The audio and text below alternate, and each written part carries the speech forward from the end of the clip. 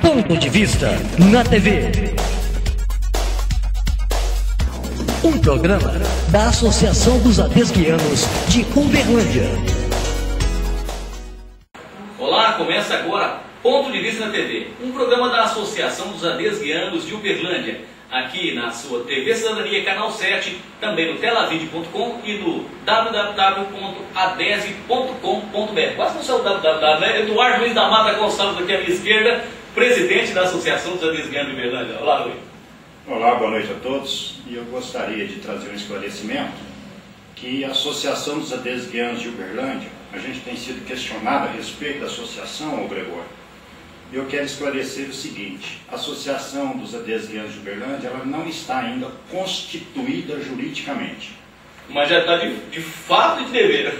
Ela é de fato pelo seguinte: foi uma maneira que nós encontramos de manter o nosso site no ar, que tem mais de 7.000 acessos por mês, e uma maneira que também que nós encontramos de manter o nosso programa no ar, porque nós precisamos disso para poder manter o nosso programa no ar na TV Cidadania. E também a congregação dos adesguianos, que fizeram um curso. Sim, então isso é apenas uma maneira de também congregar aqueles adesguianos que fizeram o curso, os cursos na ex-delegacia de Uberlândia. Então ela não é constituída juridicamente, é apenas uma maneira ainda de nós unirmos esses adesguianos e manter o nosso programa e o nosso site no ar. Explicações do nosso presidente Eduardo Luiz da Mata Gonçalves. Ele não é presidente ainda também? Não, mas ele já é presidente, era delegado, agora vira presidente. Aqui, à minha direita, publicitário, Tony Amaral, palestrante, consultor e palestrante motivacional, que é melhor ainda. Obrigado pela presença, Tony. Obrigado. E, além de tudo, o Tony também é diretor da APP, Associação dos Publicitários, como é que chama? Associação dos Profissionais de Propaganda. Dos profissionais de propaganda. Que é a mesma coisa de publicitário, dá na mesma. Os profissionais de propaganda. Mas publicitário vai virar tudo a mesma coisa. Aí todo mundo deve estar pensando em casa. Nós vamos falar sobre publicidade. Nós vamos falar sobre política. Porque o Tony, desde a eleição passada, né, Tony? O Tony falou assim: olha, tem alguma coisa errada no Brasil e é hora que nós começarmos a discutir a política partidária do Brasil. Mesmo porque hoje a gente vê na maioria dos municípios, né, Eduardo? Você que foi chefe, dirigiu a delegacia da ADESG aqui em Uberlândia, na região, durante muito tempo, e a gente sempre discutia isso dentro da ADESG. Ou seja, vamos discutir o Brasil. No Brasil hoje existem mais de 50 partidos políticos e nas cidades do interior, principalmente, a maioria deles serve como um partido de venda. Ou seja, alguém vai e compra 1, 2, 3, 4, 5. Nós tivemos aí algumas lideranças políticas com 8 partidos na mão. Ou seja, então são partidos de aluguel, né, Tony? Obrigado, Gregório. Obrigado, delegado, pela oportunidade, né? Então, esse pensar no Brasil, né, de golpear algo pelo Brasil, requer...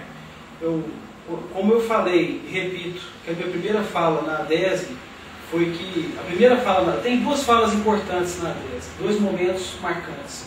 Na minha chegada, quando na frente da minha colega de grupo, a professora Marlene Daldi, eu falei: olha, eu sou um dos últimos filhos da melhor escola pública de Uberlândia, do Brasil, a melhor escola pública do Brasil. Então eu fui explicar o que significava isso na minha formação. Ser filho da melhor escola pública da época, né? Qual que é o impacto que isso trouxe, inclusive reflete no próprio pensamento político, o que é social, né? Aí a segunda fala foi na nossa pós-graduação, lá na Câmara Municipal. Naquele momento a gente estava vivendo aquele problema em Brasília dos panetones com o governador, né?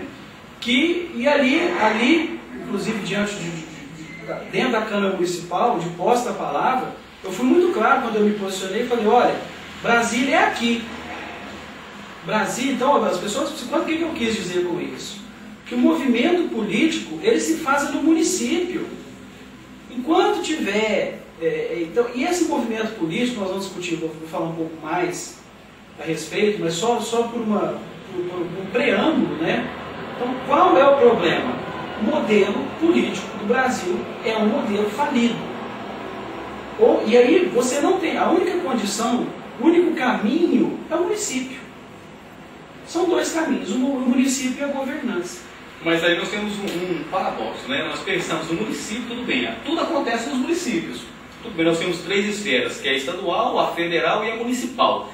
A que contribui arrecadando para manter a massa maior, que é a União, é o município, que é o mais penalizado, que não recebe recursos. Principalmente os municípios que mais arrecadam são os que menos recebem parcelas. Ou seja, fica um paradoxo até diferente aí, como fechar a torneira para um lado, mas abrir para o outro. Ou seja, quando se fala em político, eles abrem sempre para o bolso dos nossos representantes, daqueles que a gente elege. Hoje ainda bem que a gente elege, né? A gente pode pelo menos reclamar com eles. A gente elege os deputados, senadores, deputados estaduais, vereadores, mas a gente acha injusto, né, Eduardo? Um salário tão alto para uns representantes, igual no município de Uberlândia, são tantas regalias. Nada contra os vereadores que estão lá, candidatados, foram eleitos legitimamente pelo sistema que está aí. Mas eu acho que ainda existe um paradoxo muito grande entre o salário recebido por um agente público do que por um trabalhador braçal, um serviçal, uma pessoa que poderia estar ganhando um pouco melhor aí para sobreviver.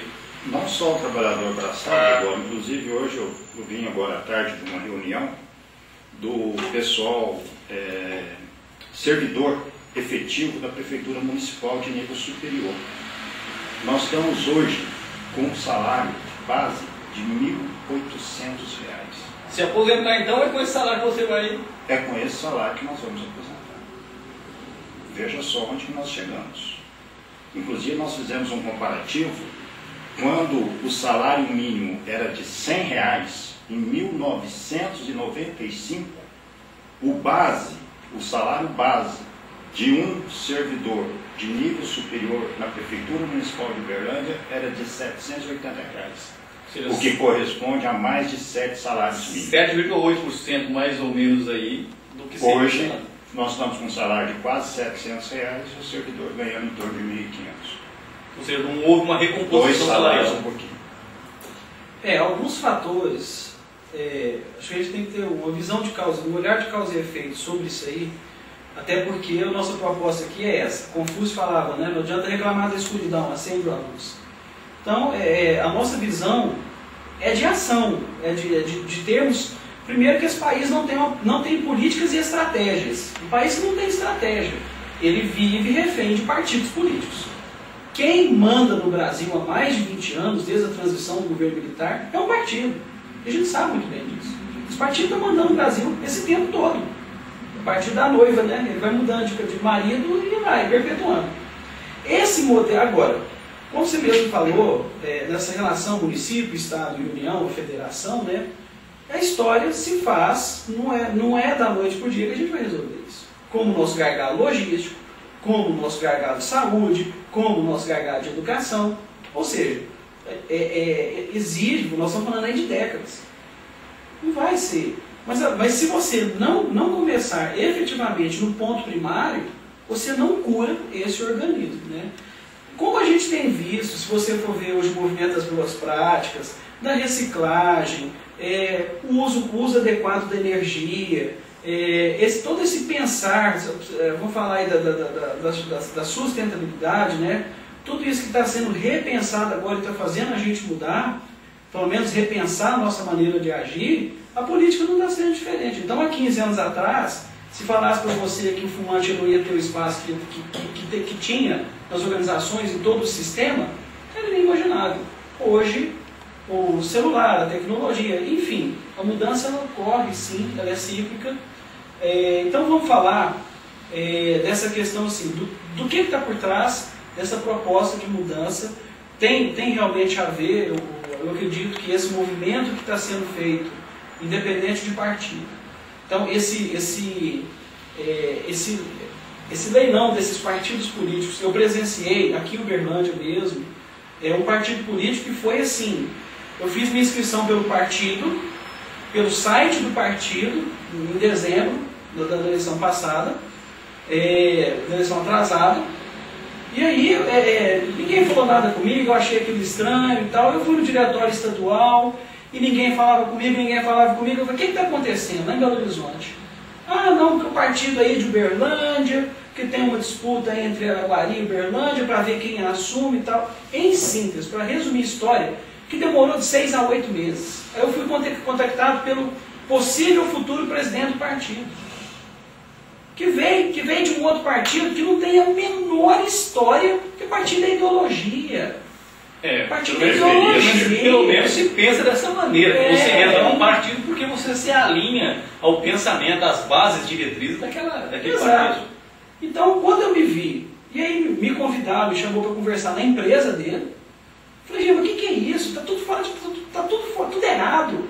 Mesmo porque a maioria dos partidos não tem uma sede, porque se quem manda nos partidos é uma cabeça. Esse passou a ter sede porque o presidente doou a sede. E doou a sede, mas o que acontece mais ou menos é que um presidente ou um dirigente partidário ou uma liderança partidária, ele assume vários partidos e coloca seus assessores, seus amigos como chefe. Então ela não tem sede. A sede é onde? É na casa desse líder. As reuniões acontecem ali ou onde ele marca. Basicamente em um hotel da cidade que ele aluga, paga aquela sala de reunião e mantém ali as suas reuniões. São poucos os partidos políticos em Uberlândia que têm sede, não só em Uberlândia, mas na maioria das cidades não tem sedes. Então, foi um grande retrocesso, eu acho que violenta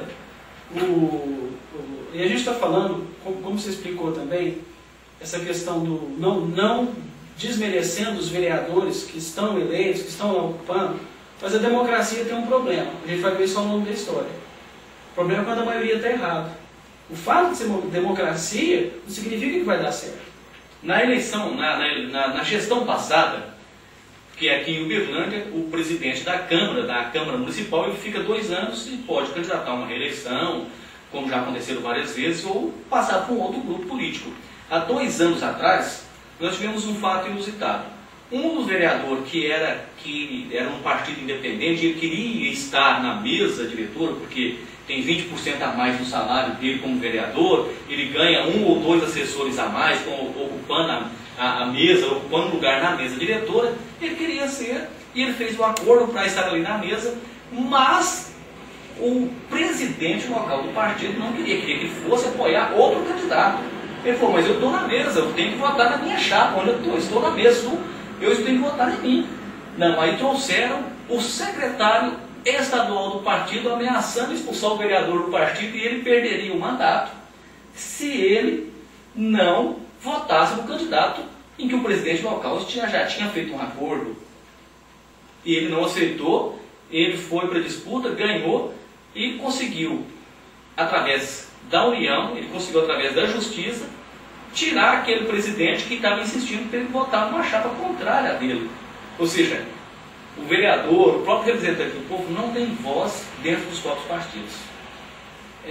Vão de encontro a esse modelo colonialista, sem fazer apologia ao passado e tal, mas assim, uma visão de futuro. Enfim, ou a gente muda esse modelo no município com projeto, com lei, com ação. Sabe? Tem que ser efetivo, porque alguns pontos você vai ver, por exemplo, a proposta que a gente faz de uma reorganização, de uma readequação econômico-financeira da Câmara Municipal, tem que ser feito. O município não pode arcar, é incompatível um vereador ganhar o que ganha um magistrado do Ministério Público, que fez OAB, que fez um concurso público.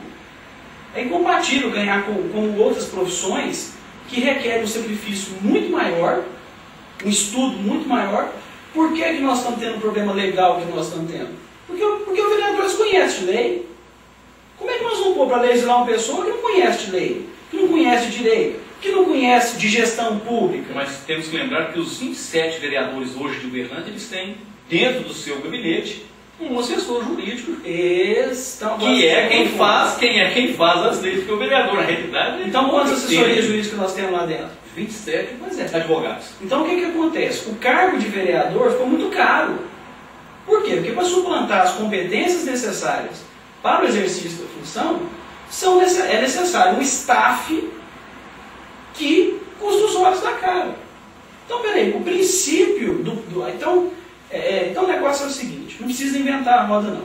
Se você for correr o mundo aí e perceber onde que você tem uma política que funciona, o preceito é o do cooperativo, é o do racionalizar, é o do colaborativo. Então você tem que ter uma estrutura funcional que se adequa a uma Eu aprendi que gastar dinheiro dos outros é muito fácil. Gastar dinheiro dos outros é muito fácil. Então, ou as pessoas entendem que o orçamento público ele tem que ser um orçamento gerido com muito mais austeridade, porque os recursos têm que ir para a destinação adequada. Mas 4%, de 4 a 5% do orçamento tem que ir para o legislativo. Até. Se você for ver na Constituição, até, então, aquelas delimitações, enfim, vou trazer alguns pontos aqui pra gente, que eu marquei como pontos de atenção, para dar uma luz nessa discussão, para ver que a gente precisa, primeiro, a gente não pode fazer nada sozinho. Não. Então, quando eu emiti o sinal de alerta, é o seguinte, gente, se um vereador não apresentar uma proposta de redução de 70% da despesa da Câmara Municipal, eu vou. Porque quem tem a sociedade, o poder público, gente, o Estado é a sociedade civil. Então não adianta eu falar do político, porque o político, não adianta eu falar, porque o político ele é a sociedade civil. Agora, se a sociedade civil também não ocupa espaço, ela vai ficar refém. E você vai pôr gente que faz lei e gerencia que não tem habilitação para isso. Não foi preparado para isso. Então eu vou trazer alguns pontos aqui. Por exemplo, isso que nós estamos falando. Mas ele vai trazer depois do intervalo comercial, aqui no Ponto de Vista da TV. Um programa da TV Cidadania, também do telavid.com e adesv.com.br. Daqui a pouco nós estaremos de volta. Tony Amaral, Gregório José e Eduardo da Mata Gonçalves. Ponto de Vista na TV. Um programa da Associação dos Adesguianos de Uberlândia. Roupa suja não se lava mais em casa. Dê adeus aos varais e não desperdice seu tempo. Agora em Uberlândia, a primeira lavanderia onde você próprio opera as máquinas para lavar e secar num período muito curto. É o serviço de autoatendimento muito utilizado na Europa e Estados Unidos. Lavanderia estilo europeu. Avenida José Fonseca e Silva, 3.995, Jardim Europa.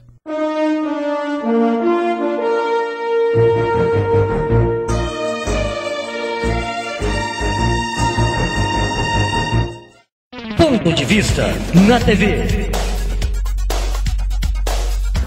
Um programa da Associação dos Adesguianos de Uberlândia.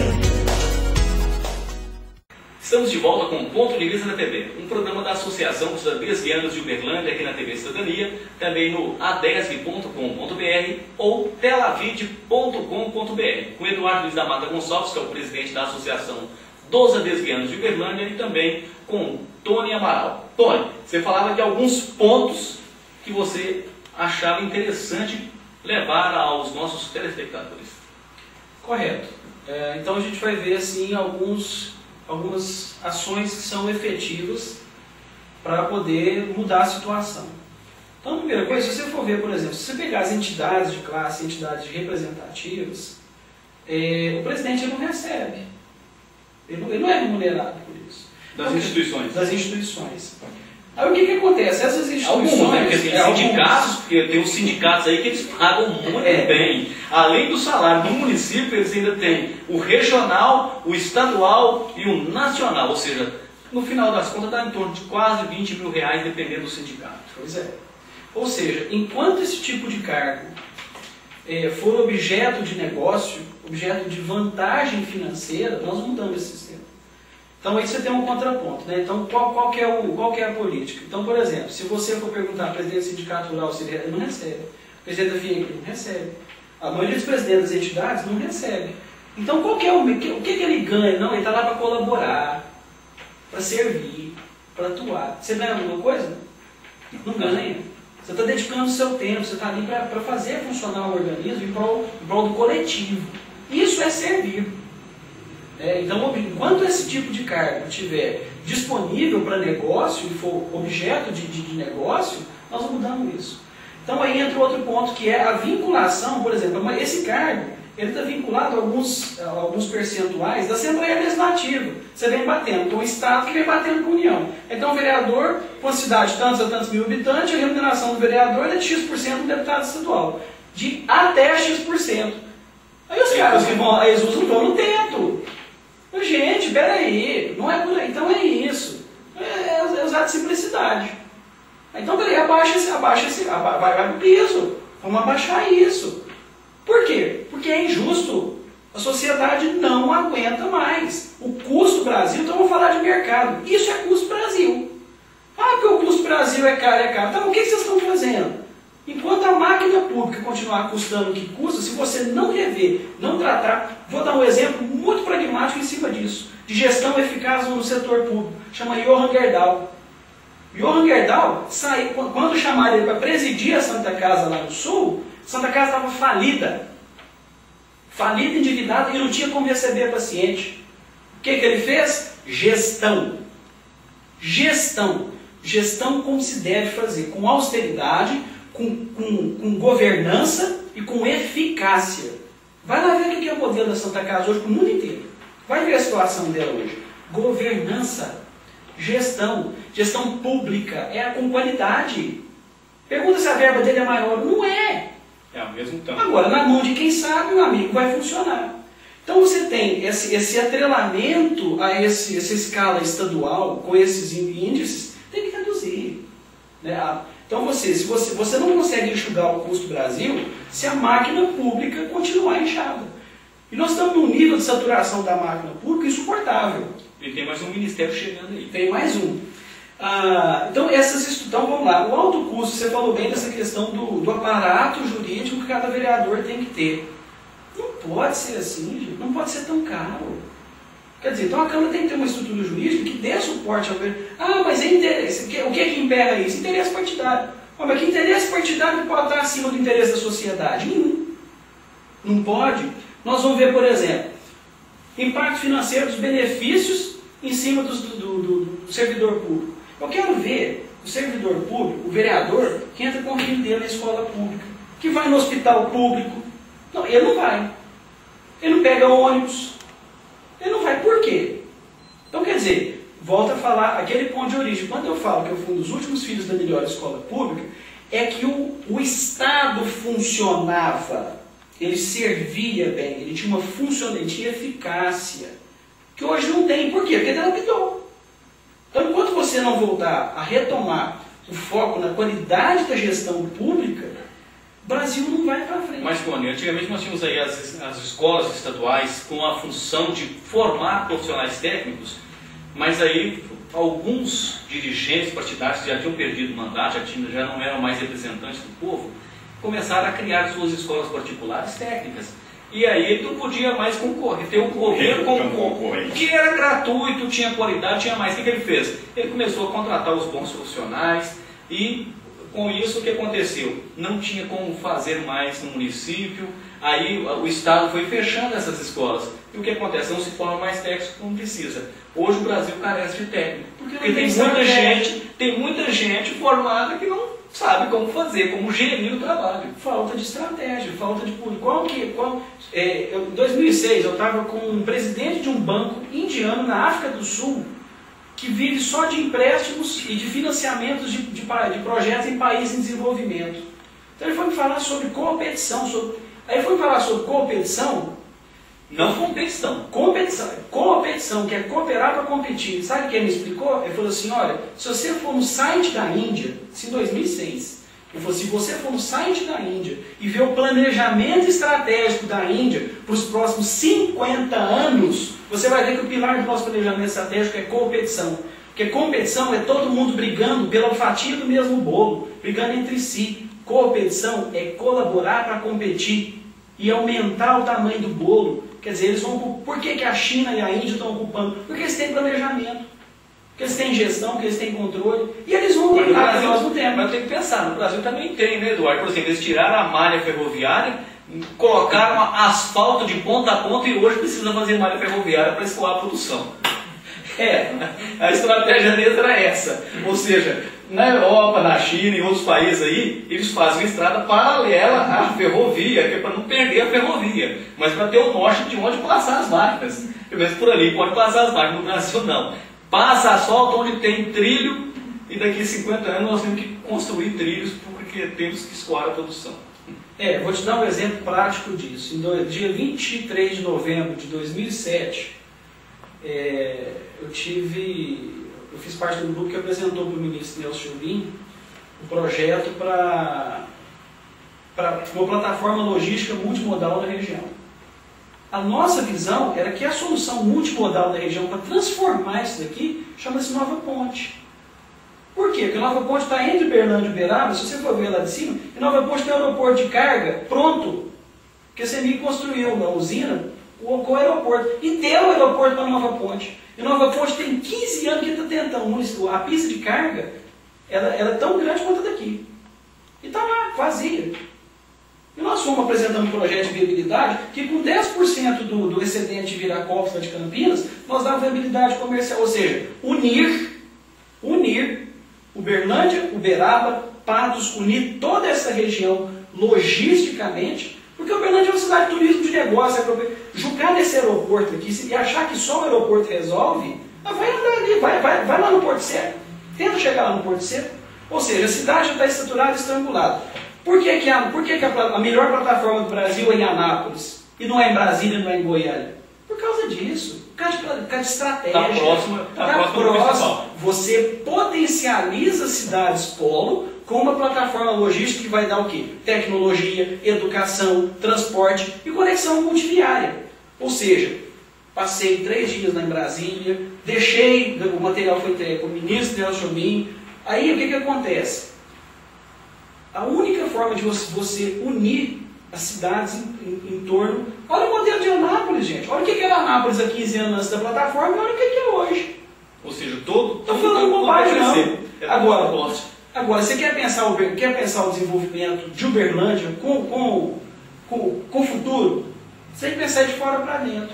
Quando você pensar o crescimento de Uberlândia só aqui dentro, nós vamos sucatear essa cidade e transformar ela numa metrópole de emprego de baixo valor agregado. Mesmo porque os vereadores têm 15 assessores.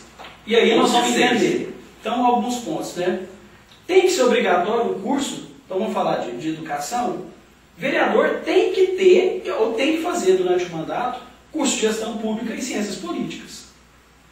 Não tem como a pessoa legislar. Você pega aqui, se você for pegar o regimento interno, se você for pegar a lei orgânica municipal, qual vereador que antes do seu mandato estudou isso aqui? Esse cara vai legislar. Eu acho que nenhum deles não entende bem o que é lei orgânica, porque depois eles têm que aprender, e depois que termina o mandato, eles ainda pouco sabem da lei orgânica e também do regimento interno da casa. Ou seja, você contrata um gerente para a sua empresa, você é empresário, você contrata um gerente para a sua empresa que não tem competência, não tem uma formação, não tem um estudo em cima, uma prática em cima daquilo, um fundamento educativo em cima de gestão pública. Ou seja, enquanto gestão pública no Brasil for tratada politicamente desse formato, não funciona. Então a gente retoma a discussão. Que a solução está no município. O deputado federal, o deputado estadual, o prefeito, tudo acontece no município. Mas tem como reduzir o salário deles? Tem. E essa é a minha proposta, porque o que eu publiquei na minha rede social, o motivo da gente estar aqui, é que se eles não fizerem, se alguém não for lá e fizer, eu vou fazer. Eu não preciso de dinheiro para eleição, porque os modelos de eleição hoje, esse é o outro problema que emperra o modelo político, porque aí vem a empresa e coloca dinheiro na sua campanha. Beleza, para quem você vai legislar? Para quem bancou. Para quem bancou. Então, quer dizer, dinheiro de campanha, hoje você tem a campanha o quê? Na internet. A campanha tem que fluir aonde? Na internet, nos canais de comunicação digital. A TV está aí para isso, o rádio está aí para isso. Ela tem que ir para o digital. Mesmo que o outdoor está proibido, jornal são só 10 publicações, talvez na eleição que vem vai diminuir um pouco mais. Eu vou me candidatar, postular um cargo público. Eu vou sujar a cidade com placa, mas de jeito nenhum. Quer dizer, ou as pessoas, para ser candidato a um cargo público, você tem que ter um projeto. Você tem que ter um projeto, você tem que ter uma proposta. E aí, para ter essa proposta, você tem que apresentar, você tem que trabalhar em cima dela. Você tem que convencer as pessoas dessa proposta, e não de você.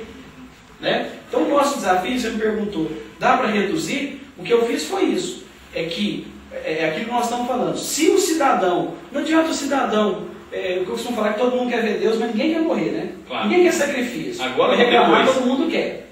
Então, diante disso, eu acho o seguinte, falta no Brasil realmente gente de ação. Não é brigando, não é indo lá para a porta, não é levantando cartaz, não é brigando, é com projeto, é com mudança, é com planejamento, é com estratégia. Nós estamos na casa do pensamento estratégico do Brasil há mais de 50 anos, meu amigo. Então a DESG, quando ela nos orienta, traz o pensamento estratégico pelo bem comum, ela incita isso na gente. Então, quer dizer, se uma semente foi plantada há quantos anos, Eduardo? Agora está aí. Então, a proposta que eu virei fazer, sem pirotecnia, sem fantasia, com projeto, é que se algum vereador não entrar com a redução, o que a gente sabe que aquele orçamento ali você pode enxugar em pelo menos 70%, sim. Trabalhar, você tem várias vertentes, você tem a vertente da descentralização. O que você faz? Vai no gabinete de vereador hoje, é 20, 30, 40, 50, 100 pessoas por dia pedindo coisa para vereador, gente. Aí tem que manter uma clientelismo. Clientelismo. Essa manutenção desse modelo, isso tem que acabar. Então, quer dizer, se você começa a pegar esse recurso e descentralizar, para onde que ele tem que ir? Para o bairro. Então, você tem que trabalhar com a associação de bairro, porque não é que a coisa acontece. Mas a maioria dos presidentes de associações de bairros querem virar vereador. Querem ser vereadores. Ou seja, podem e devem. Mas tem que fazer uma gestão bem feita na associação. Mas os vereadores querem mandar dentro das associações de moradores. Tanto é que quem é indicado para a presidência ou para concorrer à presidência são os seus assessores. Ou seja, modelo político, não tem projeto. E, Tony Amaral, nós já estamos no final do programa, infelizmente. Eu bati aqui, mas eu não tenho relógio de pulso não, viu? É porque eu olhei no tablet do Tony Amaral aqui. Tony, nós estamos no final do programa. Onde é que o pessoal pode ver esse modelo, essa sugestão que você tem? Você disse que tem uma página na internet. Onde é que o pessoal pode acessar para conhecer melhor esse projeto de redução de pelo menos 70% das despesas do poder público legislativo? Eu estou chamando o pessoal para, no meu site, no meu blog, tonyamaral.blogspot.com.br, eu estou publicando a ideia, né, a visão, e ninguém faz nada sozinho, sabe? Então eu já tenho aqui algumas linhas, né, algumas diretrizes, que eu quero, se eu encontrar eco nessa fala minha, como eu sei que muita gente já se posicionou, então no meu site eu vou disponibilizar, eu quero realmente criar uma agenda para isso, sabe? Hoje o nosso objetivo aqui é chamar atenção para essa possibilidade. É possível? Sim, é possível. Então a gente não faz nada sozinho, eu quero trabalhar com o pessoal, quem quer colaborar, colaborar com ideia, com projeto, com visão, né? Em torno, qual que é o motivo? O que nos move é o bem comum. É o servir a sociedade, né? Então, enquanto a gente realmente não se posicionar e for tecnicamente viabilizar isso, o caminho é projeto. Então, no meu site, tonyamaral.blogspot.com.br. Bom, então fica aí, é só procurar também pela internet que você vai achar rapidinho. Agora, para encerrar mesmo, se você fosse eleito vereador, você abriria a mão do salário em 70%? Sim. Está gravado. Eduardo Luiz da Mata Gonçalves, muito obrigado pela presença. Muito obrigado também, obrigado, Tony. Lembrando que a nossa associação, por enquanto, ela tem dois, né? A Desvianos, o Eduardo e o Gregório. E a Eleusa, que é a nossa secretária. Mas ela foi criada para servir a sociedade através do bem comum. Associação dos Adesvianos de Uberlândia. Obrigado, Tony Amaral. Obrigado. 70% abriu mão se sair candidato na próxima eleição e for eleito. Bom, Ponto de Vista na TV, um programa da Associação dos Desvianos de Uberlândia, termina aqui. Um abraço para vocês, até o próximo programa. Ponto de Vista na TV. Um programa da Associação dos Adesvianos de Uberlândia.